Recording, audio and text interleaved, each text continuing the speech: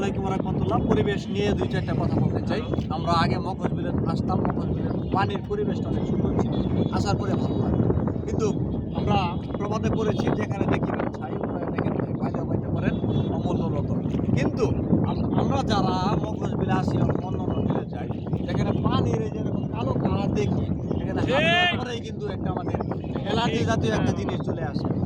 এই যে একটা আমরা বিনোদন নেওয়ার আসার পর যে আমাদের এই পানির থেকে হাত দেওয়ার পর যে আমাদের একটা রূপ আমরা বাসায় নিয়ে যাচ্ছি, এটা যেন না হয়। আমি বলবো যে ভিডিও বার্তার মাধ্যমে যারা এই দিকে রক্ষণাবেক্ষণের দায়িত্বে রয়েছে, তারা অবশ্যই এই পরিবেশের পানির পরিবেশের দিকে অবশ্যই গুরুত্ব দিবেন এবং পানির পরিবেশটা যেন খুব সুন্দর হয় এবং মানুষ যেন পানির হাত দিয়ে কোনো প্রকারের সমস্যার সম্মুখীন না হতে হয়। এগুলোই বিদায় নিচ্ছি। আসসালামু আলাইকুম ওয়া রাহমাতুল্লাহ।